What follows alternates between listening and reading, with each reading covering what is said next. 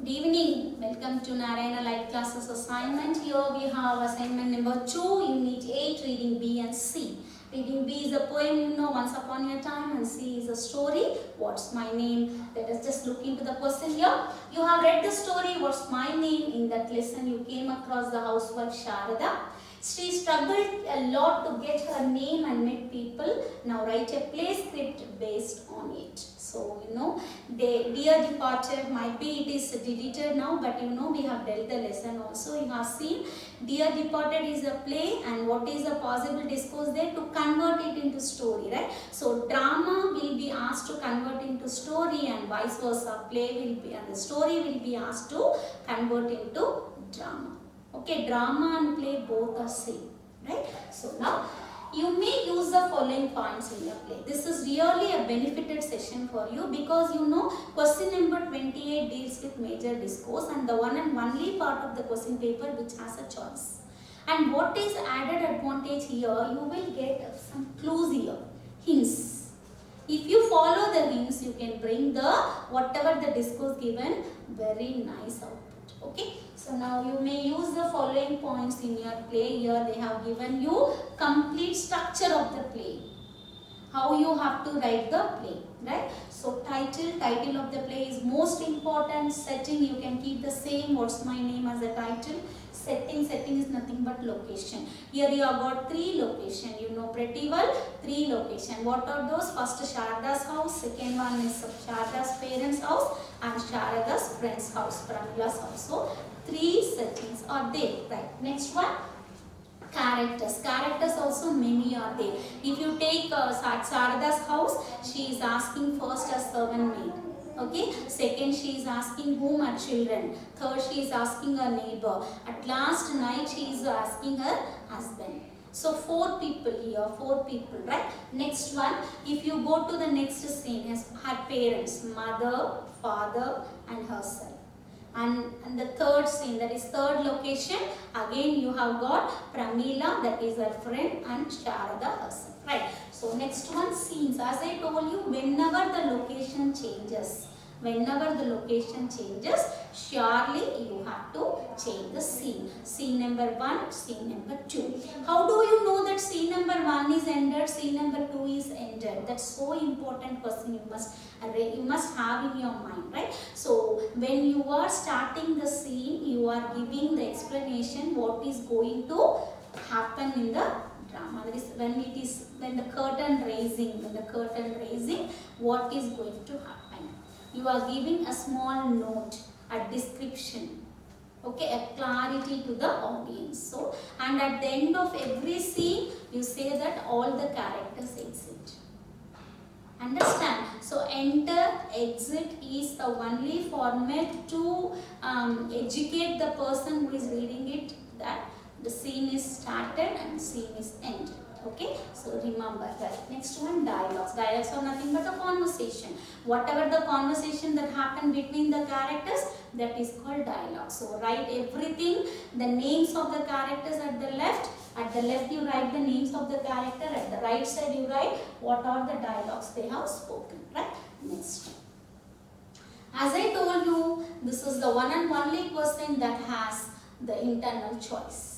What do you mean by the term internal choice? Either this or that. So first choice was given here, even you can write anyone, it is enough. Okay, first choice was given there, first question, first internal choice was given there, play. And the second one, in the lesson, What's My Name, you have read how Sharada has restored her identity. Restored is to get back. Okay. She is restless till she knows her name. She feels like a person when she comes to know her name from her friend. Until she knows her name, she was completely restless. She was totally in the disturbed mood. Okay. Now this is very important. See there. Now imagine that you are Sharada. Means you are Sharada. What do you mean by the term you are Sharada? You are Sharada means you should remember that the description should be written on the personal pronoun, that is first person pronoun I. Understand? So whenever you get description questions, first you see whether you are into the character or out of the character. If you are into the character, you are supposed to write only I. If you are out of the character, no problem, you can write either he or she depending upon the sex of the character. Describe the thoughts of the narrator. Describe, description, right? When you have come to know your name. So description should be written in the paragraph. Okay, so maximum 3 paragraph, it's enough. Okay, 2 paragraph if you wind up, it's enough, more than enough. But if you want to add up one or two things, you can add even 3 points. Okay, 1.5 pages, more than enough for description. Remember, the more you write, the more mistake you commit. So that be careful that you are making the sentences without any errors. Okay, now we move on to the next. Here we have given you as like how we had indicators yesterday, we are going to have here also assessment indicators for drama. Whenever you are writing a drama, just to see that whether you are following all these points. If these points are there, then your drama is going to be perfect. Okay, so writing dialogues relevant to context. Context is theme. What is the theme? Whatever the theme you have taken, the dialogues you have to make it relevant to the theme of the lesson. Next, describing the feelings and the emotions of the main characters. For example, Sharada is now thinking. She is thinking. Am I right? So you can say the thinking as in the bracket. Okay? Thinking you have to say in the bracket. Say she is scratching her mind. She is scratching her head. It is given in the lesson. She is scratching her head. So you can say even she is scratching her head. So you can indicate the moods in the brackets. You can indicate the feelings in the bracket. Okay, right. Next one. Including the stage direction. What do you mean the stage direction? Character is entering. For example, she is doing some work. Neighbor is coming. Neighbor is coming. So now you have to write the neighbor enters. And after having the conversation with Sharada, the neighbor just goes. So you have to say neighbor exit. Children are coming home for lunch. So you have to say children enter. Okay, children enter. When they are completing their lunch and going back to school, again you have to say exit. Is it not? They are going out. Right. So enter and exit is must. Servant maid enter.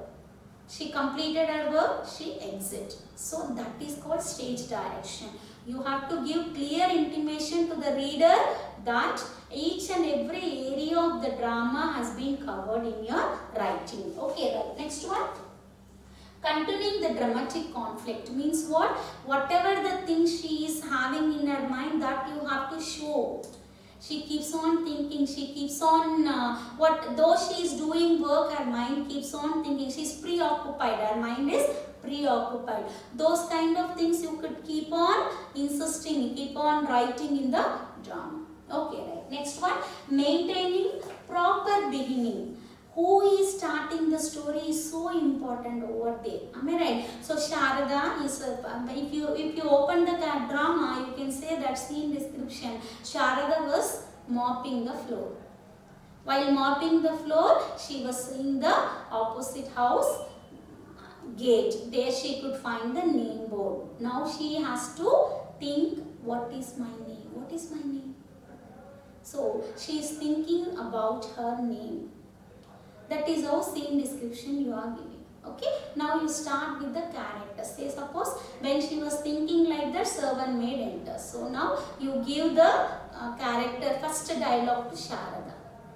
Ammai, come here. She says, Ammai, come here.